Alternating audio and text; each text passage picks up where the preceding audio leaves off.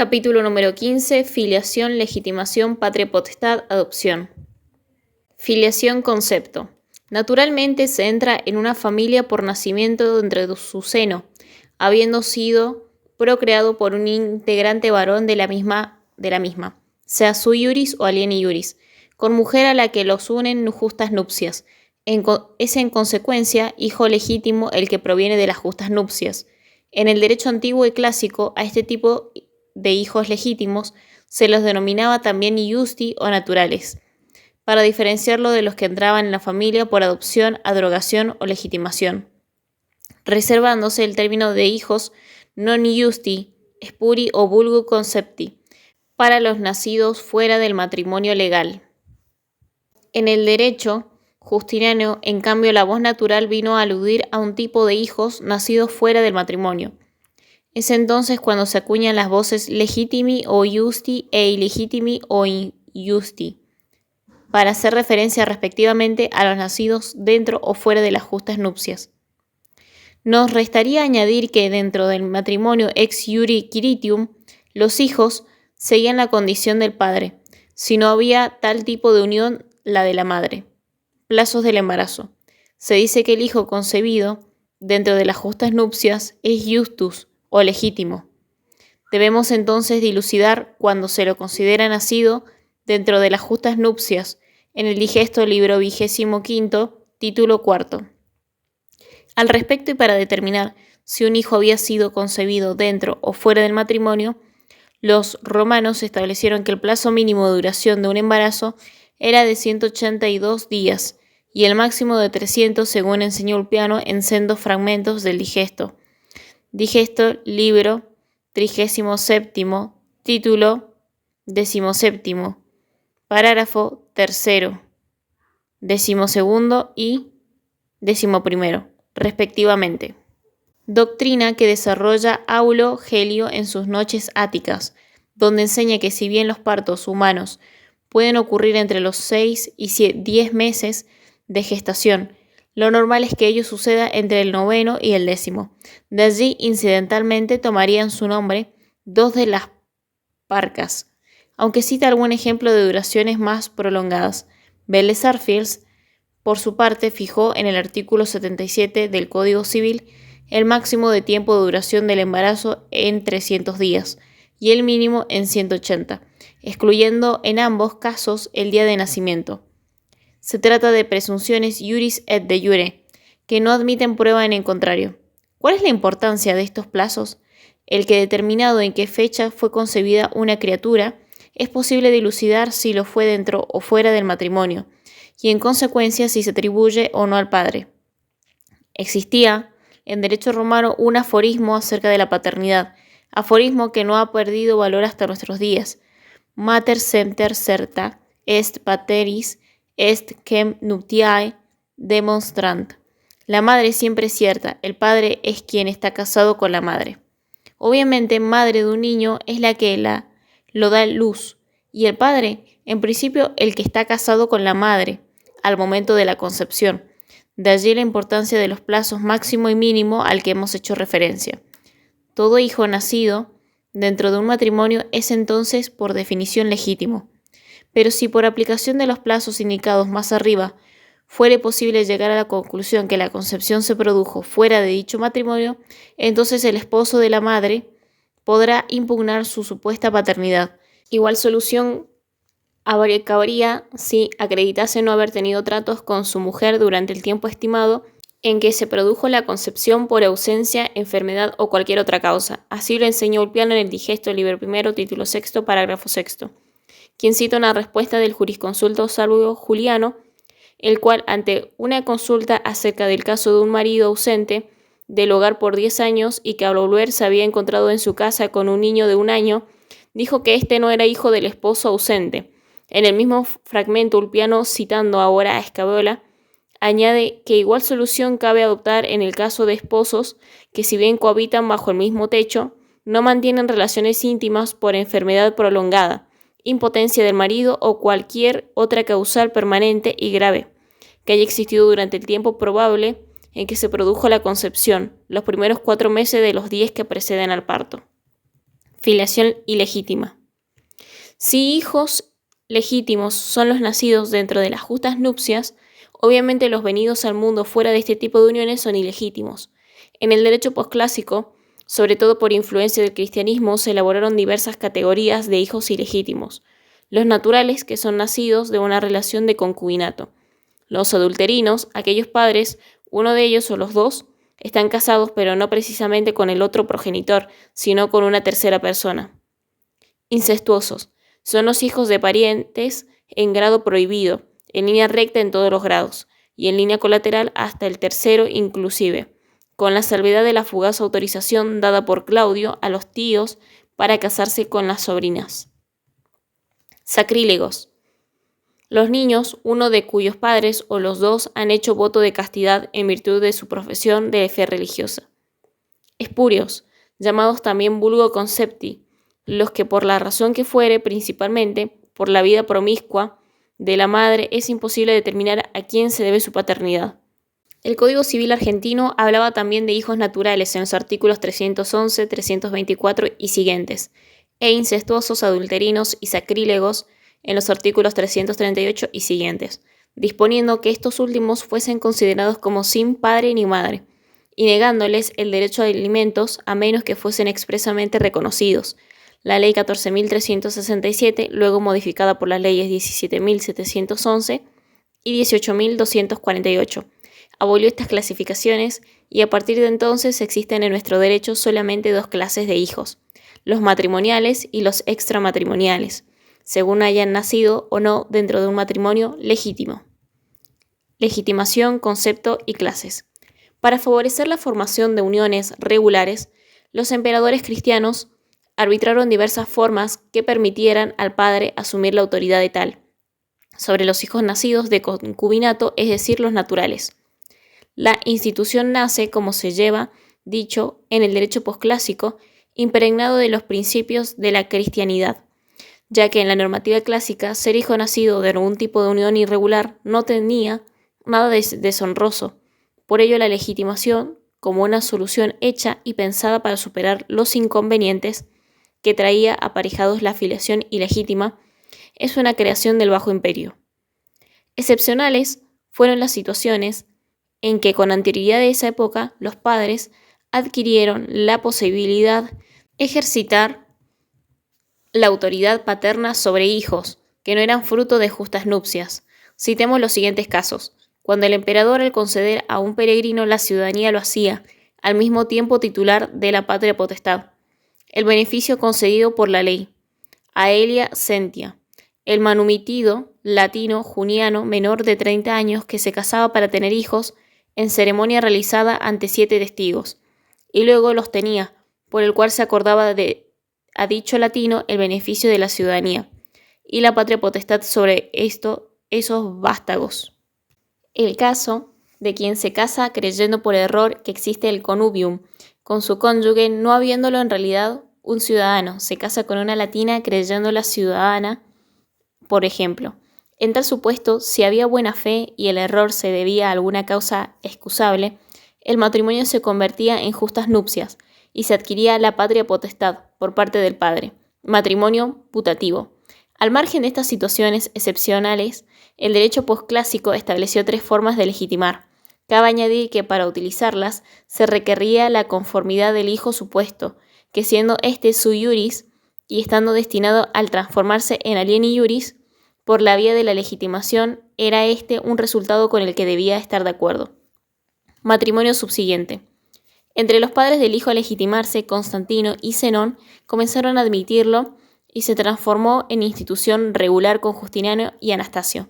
Para que pudiera verificarse, era menester que los padres pudieran casarse al tiempo de la concepción, lo cual excluía desde ya no solo a los hijos adulterinos, incestuosos o sacrílegos, sino también a aquellos cuyos padres, por algún tipo de prohibición legal, no estaban autorizados a contraer nupcias, al tiempo en el que el hijo fue engendrado, cuando se trataba de un gobernador de provincia con alguna mujer residente en la misma, por ejemplo. Para que no quedasen dudas de que lo que tenía lugar era un matrimonio legítimo, solía exigirse la firma de un acta constituyendo dote, Este tipo de medio de legitimar producía efectos completos, entrando el hijo como agnado a la familia del padre. El Código Civil argentino admite este medio de legitimación en sus artículos 311 y siguientes. Se trata de la única manera prevista por nuestra legislación civil. Acordémonos que este código está derogado. Oblación a la curia. Las curias constituían en los municipios una suerte de nobleza similar a los senadores romanos, pero sus integrantes, los decuriones, estaban obligados durante el Bajo Imperio a recaudar los impuestos, respondiendo con sus bienes por el eficaz cumplimiento de esa función. Por ello, a fin de favorecer el reclutamiento de nuevos decuriones, los emperadores permitieron legitimar a los hijos naturales, siempre que estos ingresaron a la curia, si eran varones o se comprometiesen en matrimonio con un decurión. Si eran mujeres, debía tener una fortuna mobiliaria de importancia, el hijo o una dote, de entidad similar, la hija. Este tipo de legitimación tenía efectos restringidos, limitados, con exclusividad a hacer caer al hijo o hija bajo la autoridad paterna y crear con el padre un vínculo agnaticio, aunque no se producía tal parentesco con los restantes parientes paternos. Rescripto del príncipe. Estando la madre muerta, ausente o casada con otro, el padre, que no tenía otros hijos legítimos, podía solicitar al emperador la legitimación de sus hijos naturales. La misma era concedida previa información sumaria y producía los mismos efectos completos que el matrimonio subsiguiente, el cual el Código Civil italiano, con buen criterio, entendemos, admite aún este medio de otorgar la legitimación, único, viable, cuando el subsiguiente matrimonio ya no puede llevarse a cabo por alguna imposibilidad imperial. Patria potestad, concepto. Es el poder que ostenta el pater sobre los descendientes que forman parte de su familia civil. Se trata de una institución del derecho civil, y no del de gentes como el poder dominial, ya que la patria potestad es una creación exclusivamente romana. Si bien la generalidad de los pueblos que adoptaron un sistema patriarcal, los hebreos, por ejemplo, reglamentaron institutos con rasgos similares. Solamente pertenece al padre y es ejercida por el jefe de familia, estando excluidas por completo de ella las mujeres, a diferencia del actual sistema que abraza el Código Civil argentino de la patria potestad compartida. Recordemos que este código fue derogado en 2015. Estaba instituida más en interés del pater que de los hijos sometidos a ella. Por eso hablamos al definirla de conjunto de derechos, y no de derechos y obligaciones, como considerando el asunto desde otro ángulo reza nuestro Código Civil. Por esta razón no se extingue ni por la edad ni por el subsiguiente matrimonio de los hijos. En sus orígenes fue absoluta y rigurosa, llegando a comprender el poder de vida y muerte sobre la persona de los descendientes, ejerciéndose asimismo sobre los bienes de estos. El transcurso de los años, la morigeración de las costumbres y sobre todo el advenimiento del cristianismo contribuyeron a acotar de alguna manera este poder omnímodo. Potestades del pater sobre los hijos. Distingamos en detalle según se trate de poderes sobre la persona o sobre los bienes del filius. Poderes sobre la persona de los hijos. En los tiempos monárquicos, el pater es un pequeño rey dentro de su núcleo familiar, ejerciendo asimismo la función de sumo sacerdote del culto de la familia. Como tal, podía disponer y ejecutar sobre sus hijos las penas más severas, incluida la muerte. Dicha facultad permaneció incólume en la época republicana, aunque según narra la tradición fue ejercida con más moderación, pero es en el imperio cuando los emperadores comienzan a intervenir para corregir ciertos abusos de autoridad paternos. Así, Adriano dispuso la expatriación de un padre que mató al hijo culpable de adulterio. Y hacia fines del siglo II de la era cristiana, los poderes paternales se redujeron simplemente a una mera facultad disciplinaria de corrección. Constantino puso al respecto el punto final, mandando juzgar como parricida a todo padre que hubiese matado a su hijo, por la razón que fuese. También podía el padre mancipar, esto es dar bajo mancipium a su hijo en favor de un tercero. Tal se hacía a cambio de un precio en momentos de extrema miseria, con lo que se configuraba una verdadera venta, o también en garantía cuando el mancipio se constituía en favor de un acreedor. En tiempos tan remotos como los de las 12 tablas, se estableció que la triple venta del hijo varón hiciese al padre perder la potestad sobre él. Pretores y jurisconsultos interpretaron con posterioridad que una sola emancipación producía ese efecto en hijas y nietos. Antonino Caracalla declaró ilícita la venta de los hijos, salvo casos de mucha penuria económica y siempre que se realizase para adquirir alimentos. Diocleciano prohibió cualquier enajenación de los hijos, venta, donación o empeño, y Constantino renovó la prohibición facultando solamente al padre indigente a vender a su hijo recién nacido, siempre que fuese reservándose el derecho de volver a adquirirlo del comprador. También podía el padre abandonar a sus hijos, aunque parece que la práctica recién comenzó a ser dejada de lado en el Bajo Imperio. Constantino dispuso que quien recogiese un hijo abandonado lo tuviese ya en el carácter de hijo, ya en el de esclavo. Justiniano finalmente resolvió que el hijo abandonado fuese tenido como libre, ingenuo y sui iuris, poderes sobre los bienes de los hijos. Ahora bien, el hijo sometido a patria potestad carece de capacidad jurídica independiente, ya que su personalidad jurídica es una y la misma que la del pater, con la cual se refunde. Por eso, dentro de cada familia existe solamente un patrimonio que es el del padre, pero los hijos tienen sobre el mismo una suerte de copropiedad, ya que se han contribuido a formarlo. Copropiedad que, si bien no se ejerce como tal en vida del pater, los constituye en sui heredes, herederos suyos, o más técnicamente herederos de lo suyo, calidad que los hace dueños de pleno derecho de patrimonio a la muerte de aquel. Los pretores, por su parte, permitieron a los terceros que hubiesen hecho un contrato con un hijo de familia, autorizado por su padre, ejercitar las acciones adjectitiae qualitates, similares a las empleadas en casos similares contra los esclavos, desarrollo al cual nos remitimos, los peculios, la regla según la cual los hijos sujetos a potestad no podían adquirir bienes se modificó en tiempos del imperio. Surgen así los peculios, literalmente especies de pequeños patrimonios. Hubo peculio profecticio, que era un conjunto de bienes que el padre cede a los hijos para que vayan adiestrándose en la actividad económica. Pertenece en propiedad a aquel aunque éstos los administran. En virtud de una constitución de Claudio, sí se producía la confiscación de los bienes del pater. La medida no alcanzaba a este peculio. Luego teníamos el peculio adventicio, conformado por bienes provenientes de la madre, parientes maternos y finalmente de cualquiera que no fuese el padre.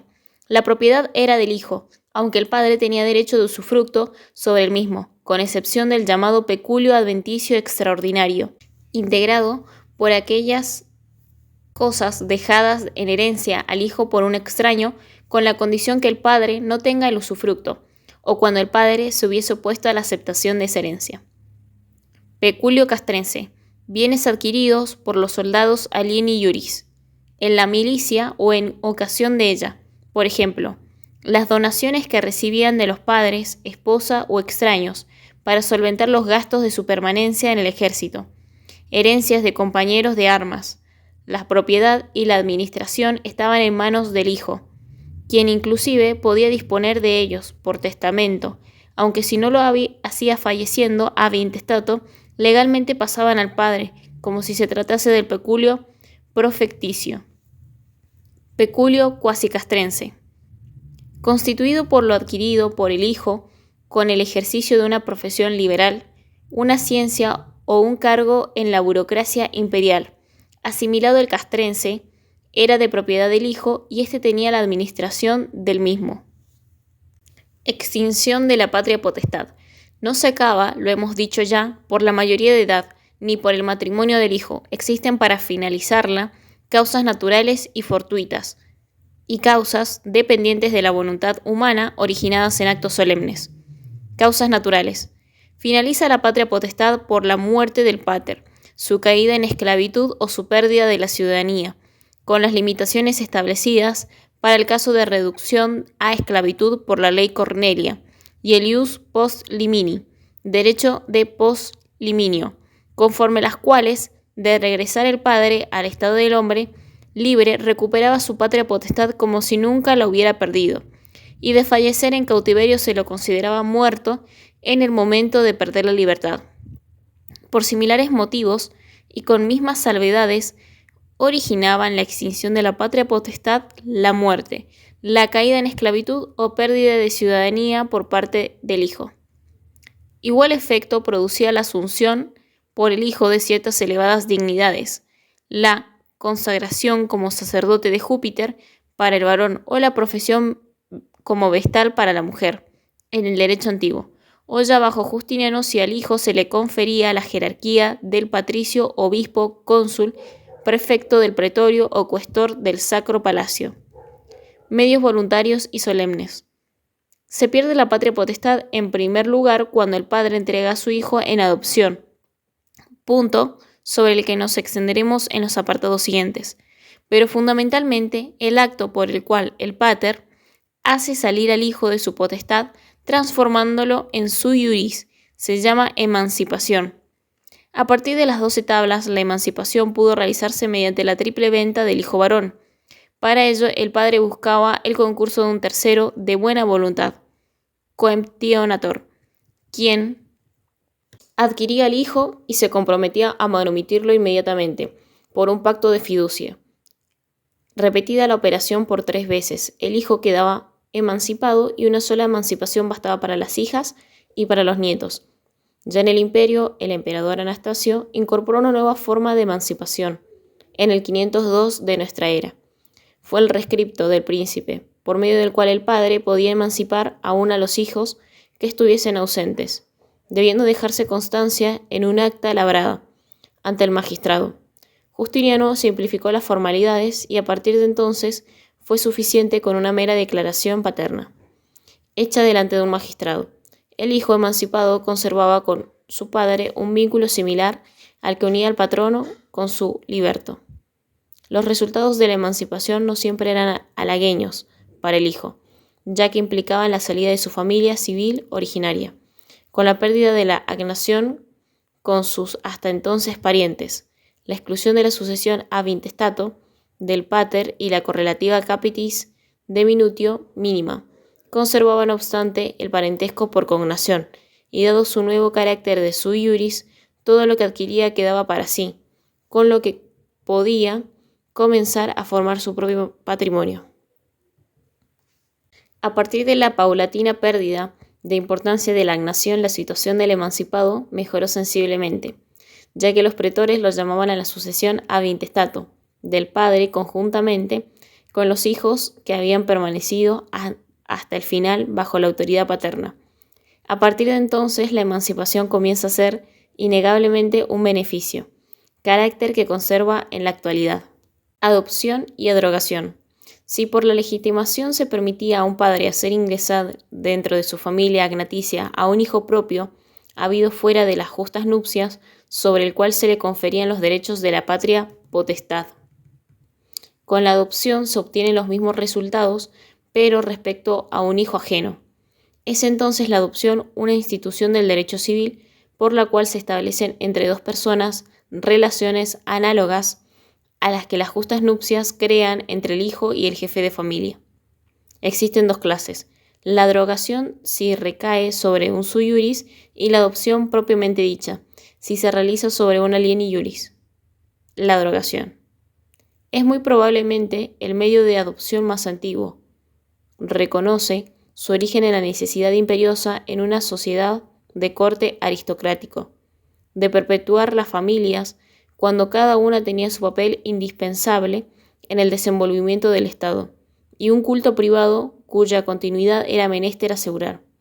Dada la gravedad que entrañaba la desaparición de un sui iuris, el adrogado, que pasaba a depender de la potestad de su adrogante, era un acto rodeado de formalidades, ya que el Estado y la religión se hallaban involucrados. El primero en cuanto implicaba la extinción de una familia, la segunda porque también desaparecía un culto privado.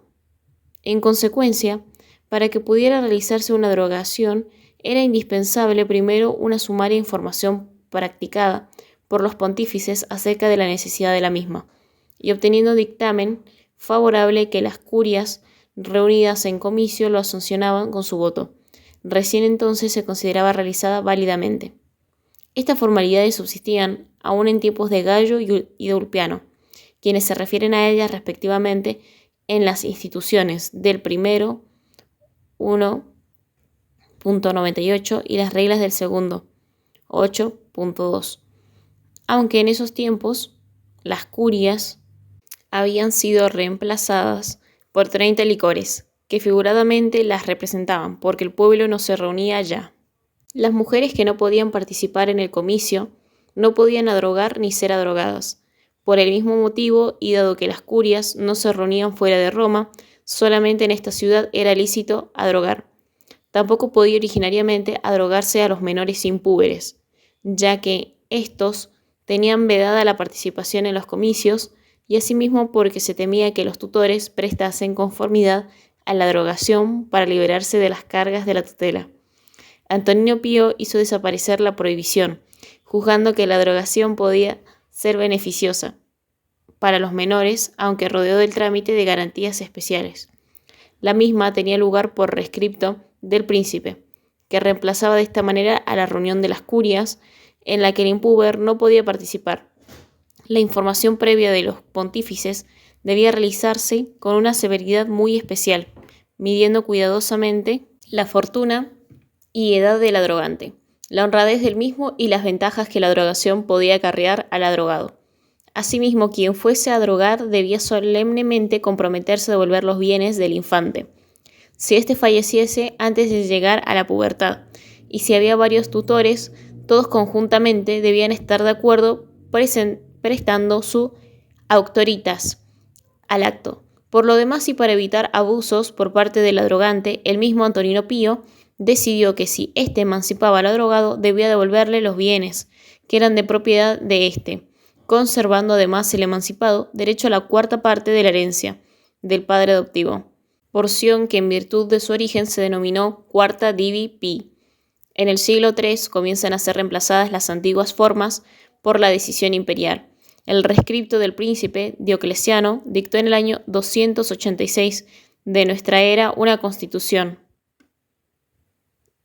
Libro octavo, título 48, parágrafo segundo. Gallo. Instrumentando legislativamente el cambio de formalidad. A partir de entonces, las mujeres pudieron también ser adrogadas, y el trámite pudo cumplirse tanto en Roma como en las provincias. Consecuencia ineludible de la drogación era que el adrogado caía bajo la patria potestad del adrogante, conjuntamente con su mujer in manu y sus hijos, si los tenía, transformándose en agnado de la familia de aquel, y quedando como simple cognado de los restantes miembros de su familia de sangre. Abandona su culto privado, pasando a profesar el del adrogante, y pasa a llevar el nombre de la gens y la familia de éste. En virtud de todo ello, quien iba a ser adrogado debía prestar expresamente su voluntad. El adrogante, además, debía tener por lo menos 60 años y carecer de hijos varones o de la posibilidad de tenerlos, dado precisamente el fin de la institución, que era el de proveer artificialmente a la continuación de una familia, que no pudiese perpetuarse naturalmente. No cabía tampoco la posibilidad de adrogación de una persona por otra de inferior posición social o económica, tampoco que se adrogase a más de una persona. La adopción. Hay adopción propiamente dicha cuando la misma tiene lugar sobre una persona alieni iuris. Se trata de un trámite menos antiguo que el de la adrogación, creado por interpretación apoyada en el texto de las 12 tablas, que establecía la pérdida de potestad por parte del pater, que vendiese por 3 veces a su hijo. Así, quien quisiese dar en adopción al hijo que tenía bajo potestad concurría con el adoptante ante el pretor en Roma, o el gobernador en provincias, y allí se lo vendía por 3 veces. A las 2 primeras ventas seguían 2 correlativas manumisiones, pero no sucedía lo mismo luego de la tercera, si no se operaría una emancipación, dado que entonces el tercero reivindica como propio al filius lo que no es contradicho por el padre natural. Como todo este proceso se verifica in iure ante un magistrado por la autoridad de éste, que adjudica el filius, tiene lugar la adopción, el mismo trámite pero simplificado a una sola venta. Sucede cuando los alini iuris que se entregan son hijas o nietos. Justiniano simplificó notablemente estas formalidades.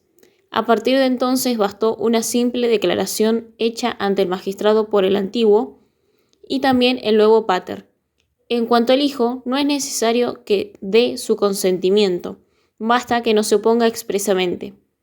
En cuanto a los requisitos, era necesario que el adoptante fuese mayor que el adoptado, debiendo tener por lo menos 18 años de edad.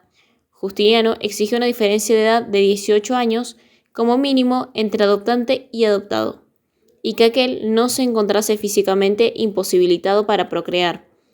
En cuanto al hijo adoptivo, no había necesidad alguna de que fuese puber, como en el caso de la drogación.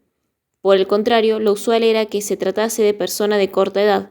No era necesario tampoco que el adoptante careciese de hijos al llevar a cabo la adopción. Dado que las mujeres no podían ser titulares de patria potestad, tampoco podían adoptar, aunque Diocleciano lo permitió con carácter excepcional a una pobre madre a la que se le habían muerto todos los hijos, y más tarde hubo otras concesiones del mismo género. Pero no había ningún inconveniente en que fuesen adoptadas mujeres, a diferencia de la drogación que solamente podía recaer sobre varones. La distinción marca la distinta filosofía de ambas instituciones. La drogación busca perpetuar una familia, la adopción procurarse de hijos. Los esclavos no podían ser adoptados, aunque una declaración de adopción no valía como tal, pero sí como manumisión. Era efecto normal que de la adopción la salida del hijo adoptivo de su familia original, con la que perdía los vínculos de agnación para entrar en la familia del adoptante. Quedaba en lo sucesivo como agnado de ésta y cognado de aquella. Su nombre también se modifica, tomando el del adoptante igual que en la adrogación. Surge de lo expuesto que si bien menos riesgosa que la adrogación, la adopción conllevaba implícito eventuales perjuicios para quien la sufría, dado que lo privaba de los derechos hereditarios que podrían haberle correspondido en su familia de origen. Y si el padre adoptivo luego llegaba a emanciparlo, perdía también las posibilidades sucesorias en la familia de éste. Para evitar estos riesgos, Justiniano realizó en el año 530 una reforma por la que instituyó dos diferentes clases de adopción. Tenemos la adopción menos plena. La adoptio minus plena tenía lugar cuando el adoptante era un extraño, sin vínculo de parentesco con el adoptado. En ese caso, la autoridad paterna del padre originario no se extinguía y correlativamente el filius no cambiaba de familia, adquiriendo solamente derechos a la herencia ab intestato de su padre adoptivo. Como no confería derechos de patria potestad, se permitió que en consecuencia las mujeres pudiesen adoptar conforme esta modalidad. La segunda es la adopción plena. La adoptio plena tenía lugar cuando, por el contrario, el adoptante era un ascendiente del adoptado. En este caso se mantenían los antiguos efectos de la adopción clásica, en términos que el filius se desligaba totalmente de su familia originaria para pasar a la nueva, pero ello no traía perjuicios irreparables, porque la nueva familia tenía vinculación con la antigua. En el derecho argentino, la adopción está reglamentada por la Ley 19.134, la que por cierto se refiere a la institución que los romanos conocieron como adopción propiamente dicha y no la adrogación. A similitud del derecho romano, consagra una adopción plena, que crea en el adoptado una filiación que sustituye la de origen, y una adopción simple, que si bien confiere al adoptado la situación jurídica de hijo legítimo del adoptante, no crea vínculo alguno del parentesco entre aquel y la familia de sangre de éste, salvo los efectos expresamente previstos por la ley. Recordemos que en el 2015 está la reforma del Código Civil y Comercial de la República Argentina.